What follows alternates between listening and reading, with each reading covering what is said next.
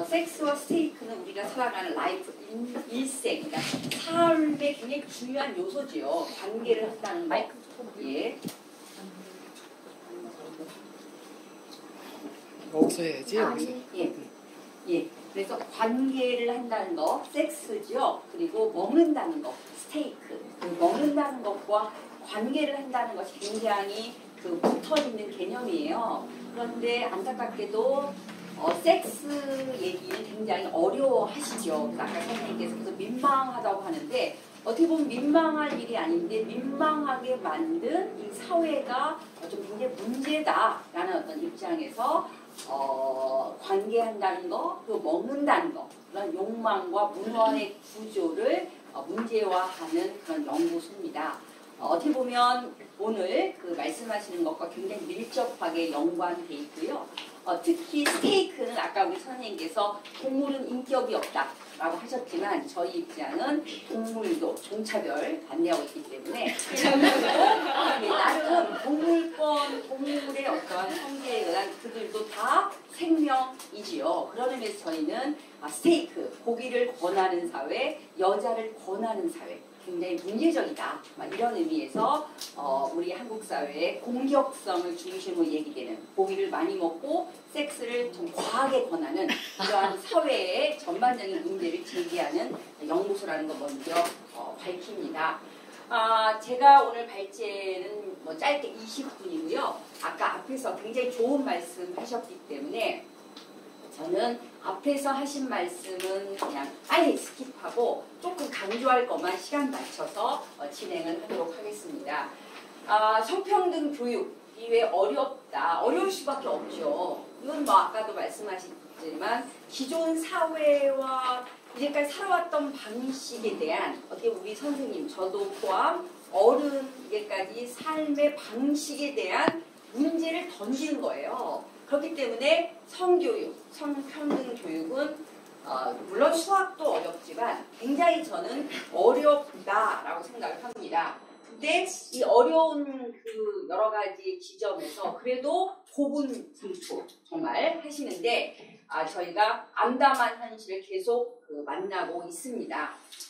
저는 이번 사태는 결국 예상했던 일, 다 알고 계시는 일, 하지만 이제까지는 터지지 않았다가 왜 이번에 터졌을까? 어떻게 보면 한국 사회가 변화하는 격동기에서 이번 일들이 어떻게 보면 과거에 없었던 새로운 언어들이 만들어지면서 또 다른 의미에서 이 문제가 저는 발생했다고 생각을 합니다.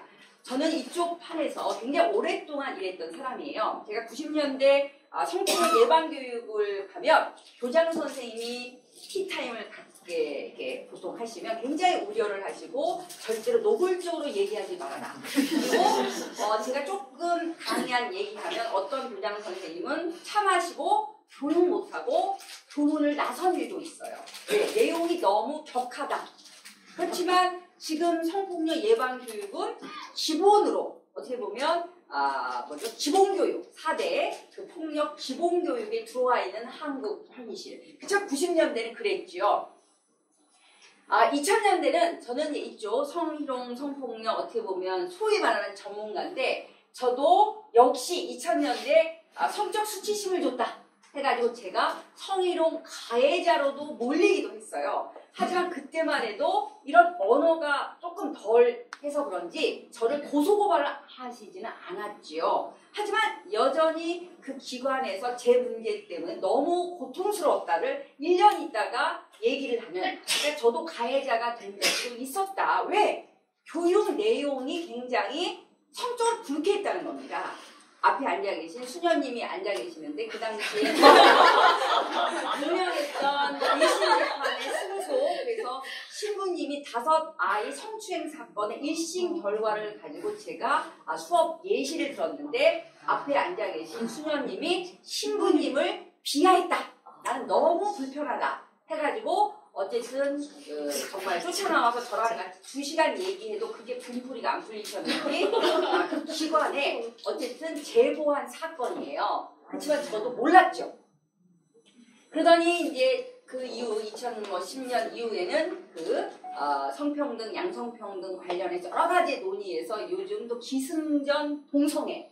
그래서 저는 우리 선생님께서 동성애 문제로 이 사단, 죄송합니다. 이 사단 나지 않은 거 정말 어떤 의미에 다행이라고 생각합니다. 정말이에요. 이거 말도 안 되지만 그런 정말 한국 현실이에요. 모르겠어요. 동성애로 사단 났으면 어땠을까? 정말 이게 말이 안 되는데 그 정도로 지금 한국 사회가 좀 무섭다라고 하는 정도로 지금 말도 안 되게 그 백래시가 있습니다. 그러더니 이러한 성비위로 사법 처리. 그래서 저는 신자유주의 주체 확산 조금도 손해볼 수 없다. 그리고 어떻게 보면 고소 고발 나무. 우리 한국은 OECD 국가에서 고소가 가장 높은 국가예요. 경제대국 12위인데 웬만하면 다 고소하잖아요. 다 고소 고발. 저도 어떤 사건에 연루돼 있지만 저도 너무 고소하고 싶었지만 그거 참느라고 너무 힘들었어요. 지금도 고소를 해야 되나 말아야 되나를 끊임없이 고민하는. 왜? 법적 판결을 받고 싶은 그 욕망과 그 욕구 때문에 실은 너무 괴롭습니다. 하지만 제가 법 만능주의를 너무 많이 비판했던 사람으로 어쨌든 모르겠어요. 다음 날 내일 또 고소할 수 있겠습니다.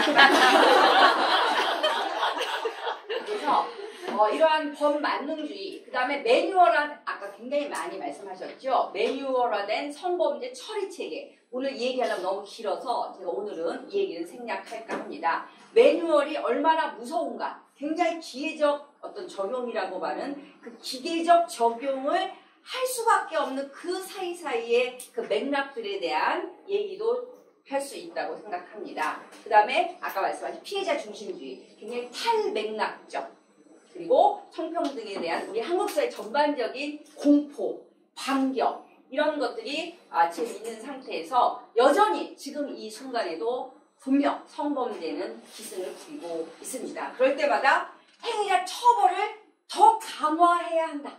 왜 이렇게 그 강한 처벌을 중요하게 생각하시는지. 강한 처벌 아니면 꼬리 자르기. 그래서 어떤 커다란 이 구조의 문제를 건드리지 않고 다 꼬리 잘라서 빨리빨리 끝내는 이 빨리빨리 행정하고도 연결된 그러한 사태입니다. 그래서 저는 아까 말씀하신 이 교육의 현실은 결국 학생들의 현실, 아까 우리 선생님이 말씀하신 우리 학생들이 지금 어떠한 상황에 있는가, 그리고 그것은 학교가 지금 대체 어떠한 상황인가, 그리고 더 크게는 우리 한국 사회가 이 성평등 교육 내지는 성평등과 어떻게 마주하고 있는가, 아마 이런 지점에서 저희가 조금 더 구조적으로 이 문제를 고민해야 되지 않을까 싶습니다. 어쨌든 절차적, 실체적 진실에서 저는 절차적 진실, 아까 많은 분들이 말씀하셨기 때문에 저는 한마디로 절차적 반민주성, 정말 이건 행정 폭력이다 라고 생각을 합니다. 그리고 아까 우리 진용현 선생님도 저번 글에서 제가 그냥 그대로 인용을 했는데요. 뭐 제가 굳이 말씀드리지 않아도 너무도 많은 분들이 답답한 이 행정 폭력에 대해서 그러면 고소로서 아까 어저께 그 소총 결과도 제가 봤는데요. 그렇다면 고소고발로서 우리가 이 문제를 풀어서 결국 법적 다툼을 통해서 이거를 풀어야 할 건가? 아니면 또 다른 방법은 없는가? 이런 여러 가지를 고민해야 될 것 같습니다. 하지만 저는 그 얘기보다 실체적 진실 규명을 통한 어떠한 방향, 앞으로 어떻게 제가 맡겨진 주제는 성평등 교육의 방향과 과제이기 때문에 저는 한 4가지 정도로 말씀드리고 싶습니다. 아까도 여러분들이 말씀하셨죠. 아동복지법, 아동 청소년 성보호법. 아까 이거는 미투, 학교 스쿨 미투가 아니다. 근데 이거를 스쿨 미투로 보면서 결국 아동복지법으로 내지는 고소고발할 수 있는 그 근거, 그러니까 법의 보호법이, 아동복지법이나 아청법의 보호법이 무엇인가에 대한 고민을 더 해야 되는데, 일단 우리 한국 사회는 성적 사건 발동, 그러면 무조건 다 아동복지법, 성폭력 특별법, 아니면 이 성희롱 같으면 양성평등 기본법부터 우리 한국 사회에서 법을 다루는 그 지점 속에 있어요. 오직해서는 성비위 사건이다. 비위, 특정 단지의 성과 관련된 말이나 행동 등으로 불쾌감을 일으켰다. 이게 그냥 네이버 사전 비위의 얘기더라고요. 성비위. 이게 지금 이제 사건의 핵심이고요. 그리고 이게 재밌어요. 성비위가 어떻게 검찰로 송치되냐면 요새 그 법의 강력화로 인해서 남녀고용평등법은 지금 작년에 어떤 정도까지 확대됐냐면 정신적 학대. 그래서 고평법 14조 7항, 6항은 불이익조치. 그 불이익조치 내용이 뭔지 아세요? 정신적 학대예요. 그러다 보니까 요즘 어떤 매뉴얼이 있냐면 피해자는 본인의 정신적인 학대를 입증하기 위해서 정신과를 갑니다. 왜? 내가 정신적으로 학대당했다는 걸 누가 입증해주냐? 또 다른 전문가성이죠. 정신과 의사의 진단서를 통해서 정신적 학대. 그래서 정신적 학대는 형사사건이라는 거예요, 요새. 그런 상태에서 지금 이 사건은 제가 봤을 때 아동복지법, 아청법, 성폭력 특별법, 성희롱 관련 모든 법의 그 보호법익을 지금 정신적 학대로 이 사건을 다루고 있다. 그렇다면 무엇이 정신적 학대인가도 굉장히 고민을 해야죠. 그래서 다른 말로 피해. 그러면 피해의 내용이 무엇이냐. 근데 그 피해의 내용에 대해서는 얘기되지 않죠. 성폭력, 성희롱, 그 성희롱의 보호법이, 성희롱의 문제의식, 성희롱의 피해가 뭐냐는 거야. 피해가 무엇이 그 청소년, 중학생의 피해, 해로 작동했냐에 대한 더 고민이 있어야 되는데 일단 사건은 비밀유지에 의해서 사건에 대해서 드러내는 순간 아까 말씀하신 2차 가해로 넘어가 버립니다. 그리고 그게 법에 있어요.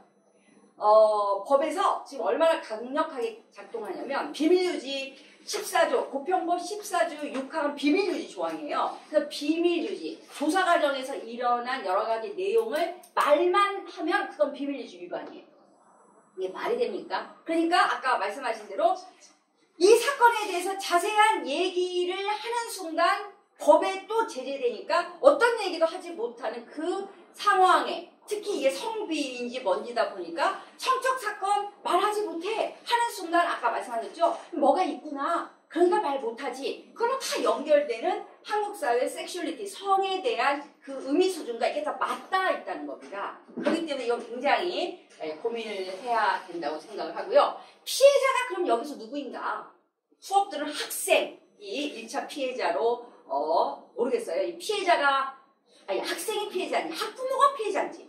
왜냐면 엄마한테 얘기해서 이 엄마 입장에서 굉장한 피해, 이거 큰일 났구나 해가지고 아마 그 내용을 잘 모르겠어요. 제가 그쪽을 면접하지 않아서 누가 피해자인가. 어쩌면 이 아이는 어머 엄마 이상해 라고 이상해가 이 엄마의 판단 근거에서 성비로 넘어가 버리는. 즉 저희가 해야 될 것은 청자의 윤리. 들은 사람이 어떻게 그거를 판단해서 평가해서 그걸 의제화할 건가. 지금 한국은 화자, 말하는 사람의 그 윤리에 대해서는 과거와 달리 미투 국면에서 말하는 사람에 대한 그 주장 그리고 신뢰성 그거는 너무 정말 너무라고 말하면 아직도 멀었지만 굉장히 강조되고 있는 건 사실이에요. 그러나 청자의 윤리, 듣는 사람이 그걸 어떻게 들을 거냐에 청자에 대해선 어떤 얘기도 없다는 거죠. 저는 청자의 윤리를 굉장히 중요하게 주장하는 사람입니다. 그렇기 때문에 누가 피해자인가? 어쩌면 여기 앉아 계신 우리 모든 사람들은 이 중요한 순간에 이 얘기를 하면서 어쨌든 국가가 할 일을 하지 못한 그 결과로 인한 피해를 호소하면서 앉아있는 거죠. 저희도 피해자죠. 어떤 의미에서. 그렇다면 각각의 영역에 따라 해가 무엇인가? 이거를 더 정말 치밀하게 고민을 해야 되고요. 그 다음에 요새 더 많은 쟁점을 가지고 있는 피해자 관점. 그래서 불쾌감, 성적 수치심. 그래서 그 호소 내용을 그 성적 수치심으로 그 워딩하는 그 누구. 그게 지금 문제예요. 그 학생은 이거를 수치심으로 글쎄 모르겠어요. 이걸 좀 더 그 학생하고의 관계 속에서 제가 어떤 사건 성적 수치심으로 규명된 성희롱으로 소위 시끄럽게 된 사건을 이 수치심 내용을 분리하느라고 굉장히 제가 3달 힘들었는데 성적 수치심이 어떤 방식, 어떤 맥락에서 이걸 수치라고 하는 걸로 말했느냐. 하지만 수치심과 죄책감은 굉장히 다른 개념이에요. 어쨌든 오늘은 여기까지 제가 말씀드리고요. 이 수치심 얘기는 또 기회가 있다면 하도록 해보겠습니다. 그래서 피해자 관점, 누군가 말했다. 그래서 학생 보호, 그리고 결국에서 학생, 학부모의 민원, 학교 교육청, 경찰, 기소경 검찰 송치 굉장히 신속하게 대처하고 있습니다. 왜? 신속하게 대처 안 하면 또 엄청나게 비난, 비판을 두려워하는 그 행정 편의주의가 어떤 의미에서 맥락을 다 삭제하고 그냥 일사천리 이렇게 지금 되고 있는 상태에서요. 어쨌든 무엇이 문제인가에 대한 고민을 저희가 더 해야 한다. 이런 얘기를 하고 있습니다. 그래서 성비위라고 저는 속단이라고 생각하는데요. 속단, 이 자들의 어떤 공포, 욕망 아마 이런 거에 대해서 제가 여러 군데에서 얘기하는 내용인데요. 어쨌든 그들이나 여기 계신 우리 선생님이나 모든 사람들은 지금 다 성평등, 인권 다 필요하다. 다 알고 있습니다. 하지만 그 인권과 평등의 그 내용 밑에 깔려있는 가치, 그거에 대한 고민을 저는 더 해야 된다고 보는데, 인권을 주장하는 사람, 성평등을 주장하는 사람도 여전히 다 똑같은 얘기지만 그 밑에 깔려있는 가치가 다르다고 저는 생각합니다. 그거에 의해서 어떻게 보면 경계를 구분할 수도 있고 그 경계가 되게 모호하다라고 생각을 하는데요. 어쨌든 그들은 중학생, 그들은 교육 대상으로서, 하지만 제가 봤을 때 왜 이 문제가 생기냐면 결국 그 학생을 교육 주체로 볼 거냐 대상으로 볼 거냐에 대한 저는 이 판이 완전히 달라지는데요. 어쩌면 우리 선생님은 그 학생과 나를 동등한 교육 주체로서 이 프로그램을 가져오셨지 않았는가. 그렇지만 그거를 받는 사람은 선생은 가르치는 사람이고 교육을 받는 사람이 대상인데 어떻게 교육 대상에게 저렇게 위험한 얘기를 하냐라는 어떤 문제의식에서 그들을 교육 대상으로 본다면 이 문제는 계속 풀리지 않는다고 생각합니다. 교육 대상에게 불온한 서적, 불온한 문서를, 불온한 영상을 제공한 우리 선생님의 그 밑바닥에 깔린 맥락을 전혀 이해할 수 없죠. 저는 이건 법적으로 봐도 결국 주체를 어떻게 보느냐에 따라서 평행선일 수 있다라고도 정말 비극적으로 생각을 합니다. 그래서 교육 대상으로서 사회 지속적인 성원을 양성하는 것이 교육이다. 그리고 그들은 보호해야 한다. 그래서 아청법이나 모든 거에 그들은 대상으로서의 보호받을 대상이죠.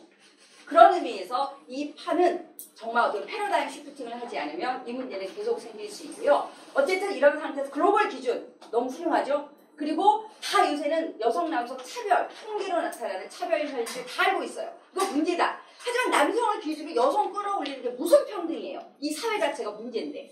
하지만 어쨌든 통계 10명, 여자 4명 올린다.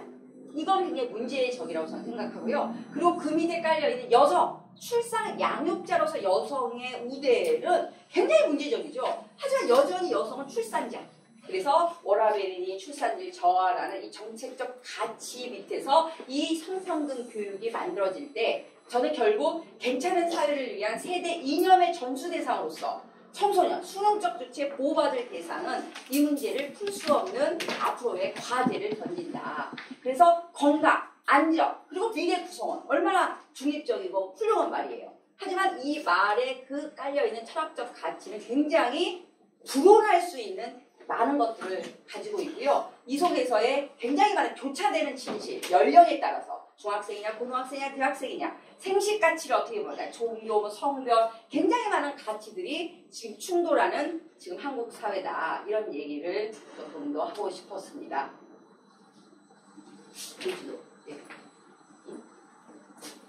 네. 그리고 이제 이거에 대해서 조금 비판하시는 선생님들도 저 역시 괜찮은 가치라고 제가 했는데요. 이런 저희들도 굉장히 고민을 많이 하지요. 하지만 저도 항상 고민합니다. 어른으로서 그들, 하지만 그 어른이라는 그 정체성이 주는 나도 모르는 권력의 작동이라는 게 분명히 있을 수 있거든요. 너는 가르침을 받아야 돼. 배워야 돼. 그렇지만 아까 말씀하신 대로 그들은 때로는 저희를 가르칠 수 있는 존재이기도 하죠. 하지만 우리는 언제나 그들에게 뭔가를 전수해야 한다.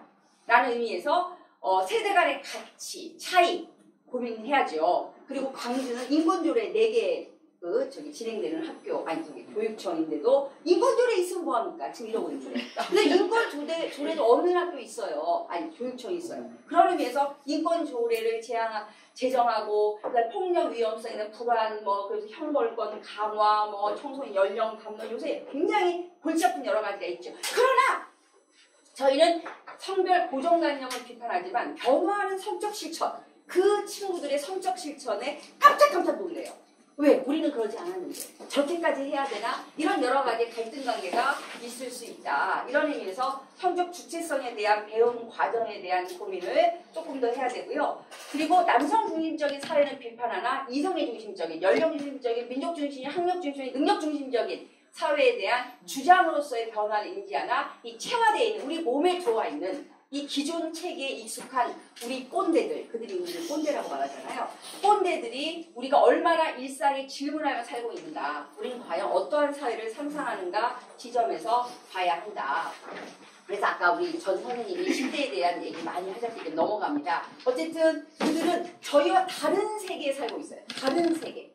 우리가 못한 세계가 아니라 저희가 상상할 수 없는 다른 세계, 디지털 주체로 팽당 교체하는 어떻게 보면 어떤 의미에서 지식이 있고, 그리고 동시에 굉장히 지금 비판이 능력주의를 가지고 있고, 그러면서 동시에 굉장히 개인주의이고, 그리고 뭐 성적 우정이라는 제가 표현을 쓰는데 우정도 성적으로 우정 프렌드십을 가지고 있고, 이런 식의 결국 양육자에 대한 생각은 당신에게는 옳지만 나는 싫어요. 하지만 교사가 하는 얘기이기 때문에 싫다라고 말을 하지 않고 그 자리에 앉아있는 우리 친구들과 교사가 지금 충돌하고 있는 이 교육 현장에 대해서 우리가 앞으로 어떠한 교육 방향과 과제를 가져야 하느냐, 아마 이런 지점에서 저는 이제 10대 섹슈얼리티를 전공한 사람으로서 이런 섹슈얼리티와 성별의 관계에서 이 성이라고 하는 거, 아까 우리 선생님 끊임없이 얘기한 민망하다라고 얘기하는 그 민망의 근저에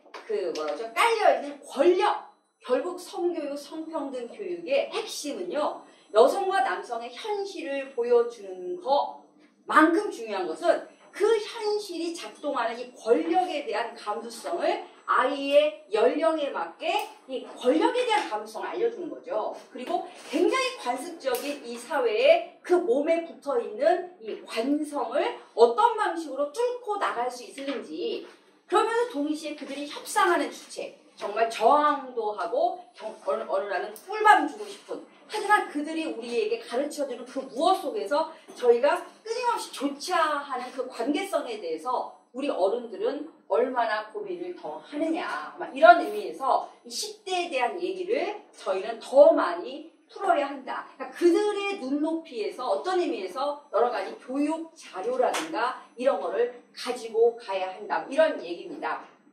아까도 얘기하셔서 넘어갑니다. 10대 애들의 질문과 어른의 질문은 차원이 다르더라고요. 제가 이런 판에 나가면 우리 10대 애들이 질문하는 건 굉장히 직접적이죠. 맨 처음에 질문 안 하다가 선생님 나가면 뭐 별 얘기 다 합니다. 그리고 맨 처음에 제 얼굴이 빨개지나 아니면 제가 섹스 에세이 있으면 선생님 섹스 해봤어요. 여전히 섹스 어제도 했어요. 뭐 온갖 얘기를 다 하지만 어른들의 질문은 그거 아니죠. 어른들은 항상 어떤 거에 답정 질문. 답이 있어요. 하지만 걱정해요. 이래서 어쩔까요? 걱정하는, 피해 위험 방지하는 굉장히 규범적이고 평가적인 질문. 자유를 어떻게 조절할 수 있을까요? 왜 조절을 선생님이 하신다고 생각하냐는, 어쩌면 자유는 그들의 쾌락 주체로 그들이 어떤 방식으로 이거를 조절할 수 있는지 그 힘을 주는 거지, 저희가 저는 불가능하다고 생각합니다. 근데 끊임없이 저희가 받는 질문은 어떻게 조절할 수 있을까요? 몰라요예요. 저는 답이. 굉장히 무책임한 얘기일 수 있지만 결국 그 현실 속에서 우리가 어떤 식으로 그들과 소위 그 스킨십을 할 것인가에 대한 고민으로서 저는 수학교육과 이 성교육의 어떤 차이는, 첫째는 정말 공식, 답이 없어요. 체화된 신념체계, 통념, 관습, 상식, 윤리의 문제에 대한 끊임없이 저희도 같이 고민하는 과정이죠. 참 섹스 민망해, 선생님도 민망하다. 근데 우리 이거에 대해서 왜 이렇게 민망할까? 어쩌면 답이 없고 내 답과 그들의 답이 다르죠. 시간 없어 넘어갈게요. 소통과 대화, 엉덩이 레깅스 문제 굉장히 시끄러운데요. 어쨌든 이런 패러다임의 문제에서 답이 너랑 나랑 다른데 내 답을 그들에게 가르쳐주는 게 저는 교육이라고 생각하지 않습니다. 나도 내 답을 모르겠다. 나는 내 답을 그런데 찾는 과정. 너희는 나라고 하는 모델도 있지만 나는 내 문제를 누구에게 말해? 난 답이 교육, 참고는 없다. 이게 지금 우리의 문제다. 같이 풀고 나를 좀 가르쳐달라. 근데 나는 이런 얘기를 하기에는 내가 교육자로서 나 언제나 나를 포장해야 돼요. 적당히 위험, 아까 선생님 말대로 걔네들을 잡아야 한다. 잡지 마세요. 저는 이렇게 말합니다. 물론 저도 이렇게 말하면 굉장히 무책임하다라고 제가 비판받는 거 아는데요. 저는 구금시설, 우리의 그 왜 여성 청소년들이 왜 저기 왜 교화시설, 그 학교 구금시설, 학교 대신 왜 가잖아요. 정심학교. 거기서 제가 19세 미만 13살부터 그 아이를 1년간 만나면서 제가 굉장히 많은 걸 배웠는데요. 제가 끊임없이 저를 포장해야 하는데 저도 완벽하지 않거든요. 근데 저는 끊임없이 제가 완벽하고 뭔가를 아는 것 같은 전문가로서 그들을 만난다는 거를 제가 어느 날부터인가 깨달았어요. 그래서 저는 기존 가치에 애접시키는 첨가 부언하는 내용 전달식 수업이 아니라 아니면 political correctness, 우리가 PC라고 얘기하는 근대적 상록수 지향에서 그쪽으로 가자. 이거 굉장히 저는 문제라고 생각합니다. 그 가치 기준도 끊임없이 지금 변화하고 있거든요. 그래서 체화된 감정, 몸 등의 차이로 인해서 인식 변화의 한계 속에서 머리로는 알지만 굉장히 변화하기 없는 이 정말 이 상태, 이 위치성이라고 말하는 본인들의 이 상태에 대한 그 고민을 같이 얘기하는데요. 실은 권력에 대한 감수성을 전달하는 게 굉장히 어렵습니다. 실은 어렵죠. 그런데 시간은 없어요. 시간은 없고 우리 친구들은 정말 난리죠. 그 아이들을 이 케어하면서 또닥이면서 교육한다는 게 쉽지 않는 우리 선생님이 결국 이런 일을 당해서 아까 말씀하신 정말 이거 교육하지 말라는 거냐. 지금 이런 상황입니다. 예, 뭐 이건 다 아는 거고요. 그래서 이런 여러 가지 방향을 성차별 폭력이 그 성인지 감수성 다 아시는 거고요. 관습적 문화 비판, 그 다음에 결국 권력에 대한 감수성을 보양해서 각각의 지위, 성별뿐만이 아니라 연령까지, 장애까지 따른 위계에 따른 권력에 대한 감수성을 어떻게 그 청소년들하고 얘기 나눌 것이냐. 그래서 세 가지로만 정리하고 끝내겠습니다. 어쨌든 교육 주체, 나는 누구인가? 이렇게 교육하는 나는 누구인가? 교육자는 누구인가? 교사냐, 학생이냐, 학부모냐? 그래서 지금 어쩌면 불평등 현실을 내가 알고 있는, 그래도 너보다 나야. 내가 과정이 수업이다. 이런 의미에서 결국 학생, 학부모, 교사, 학교, 교육청까지 포함해 사회 오각형 교육 구성 주체를 어떤 방식으로 소통 트라이앵글로 만들 거냐, 뭐 이런 얘기고요. 그 다음에 그 전달 방법에 대해서는 결국 현실 이념 전달에서 어떻게 보면 그 연민, 그들이 이러한 상황에 있어요. 어떻게 보면 굉장히. 그런데 실은 저도 아까 동물주의 입장에서 동물권에 대한 공부를 하면서 제가 얼마나 불편하고 그 얘기가 말도 안 된다고 저항했지만 같이 하다 보면 그 여러 가지 연민과 공감이 생기는 굉장히 오래 걸리더라고요. 그런 과정이 그들도 역시 어떤 얘기를 같이 나누는 과정이 굉장히 오래 걸리죠. 그런 과정을 어떤 방식으로 인내하면서 우리가 관계적 소통을 할 건가. 비가시화된 체화된 고통 드러내기 또한 어떤 역량 강화에 대한 얘기를 조금 더 방법적으로 고민을 해야 되고요. 다음 마지막으로 교육 내용에서는 저는 성적 주체성과 욕망에 대해서 우리가 지금 하고 있는 이런 성폭력 방지 교육까지도 여러 가지 얘기할 수 있는데요. 어쨌든 이러한 성적 자기 결정권 교육에 대한 고민을 어떤 방식으로 할 것인지, 결국 이 지금 상황에서 성이 어떤 방식으로 놓여져 있고 너가 섹스를 하는 순간 너는 비난받는 주체로서의 굉장히 어려운 이 어떤 구조를 이 아이의 눈높이에서 얘기를 할 수 있는 어떤 의미에서 이 권리와 책임에 대한 어떤 인식, 이런 여러 가지에 대한 고민을 성적 주체성 부분에서 할 수 있다고 보고요. 그 다음에 성과 폭력 사이에 대해서도 B 영역, 아까 블랙 저 영역을 많은 경우 약자, 강자, 남자, 여자에서 B 영역을 지금 위력에 의한 성폭력, 저는 개인적으로 B 영역을 성폭력으로 다 블랙 처리하는 거 반대하는 사람이에요. B 영역에, 그러니까 A와 C 말고 약자에 있는 그 위력이라는 B 영역에 대한 그 어떻게 보면 사례들, 그러한 어떠한 그 내용들에 대한 끊임없는 드러냄이 필요한데, 지금은 과거에는 B를 인식하지 못했다가 지금 B가 인식되면서 B는 다 성희롱 성폭력이 되는 이러한 구조에서 결국 이 B 부분을 어떤 방식으로 그 약자와 나눌 것인가, 이런 얘기는 굉장히 많은 케이스가 있고요. 그래서 억압받은 다수도 아까 말씀하신 굉장히 많은 문제를 저희가 고민하면서 우리 친구들하고 나눌 수 있다, 뭐 이런 얘기입니다. 마지막입니다. 그래서 성평등 교육 내용은 결국 그래서 차별 구조와 어떤 경험 분석을 통해서 우리 친구들의 현실에 대한 지속적 이해를 통해서 관습적 제도적 질서에 의해 통념화된 진실, 답이라고 말하는 그거를 신뢰하는 자들과 어떻게 소통할 건가. 그리고 너희들의 그 정말 그 재미있는 놀이들에 대해서 우리가 어떤 방식으로 같이 나눌 건가. 이런 여러 가지에 대한 그러한 방법 속에서 권력과 마주하는 방법에 대한 그 단계별 어떤 고민을 해야 한다. 뭐 이런 얘기입니다. 그래서 마지막으로 이거는 이제 표인데요. 리차드슨의 성적 시민성 개념을 갖다가 제가 그 시민 감수성 그 성평등 교육에서 어떤 방식으로 이거를 조금 더 단계별로 만들 것인지를 고민하면서 행위, 정체성, 그다음에 관계 이러한 그 분야별로 결국 이러한 행동에 참여하고 내지는 참여 안 할 권리, 기쁨을 누릴 권리, 함께할 권리 이런 행위, 그다음에 정체성, 내가 나를 어떻게 부르냐, 내 정의, 내 표현, 그다음에 내 실현 이런 식의 정체성 문제, 그다음에 관계, 그리고 마지막에서 결국 사회적 관계를 공론화해서 사회적 주체로 인식할 수 있는 권리에 대한 끊임없는 이런 고민들이 필요하다. 뭐 이런 얘기인데요. 오늘은 제가 굉장히 시간이 짧아서 추상적으로 얘기하고요. 아마 이런 지점에 대한 뭐 도덕뿐만이 아니라 성교육의 그 교과서에서 저희가 조금 더 아주 섬세하고 그 케이스로 이거에 대한 내용을 만들어내지 않을까. 근데 아직까지 없는 상태에서 정말 자구책으로 우리 선생님이 너무 애쓴 이 과정을 어떻게 감히 교육청은 지네들이 책임 안 해놓고 이제 와서 열심히 하는 우리 선생님들 이런 방식으로 정말 죽이는지 이건 정말 문제입니다. 예, 이상입니다.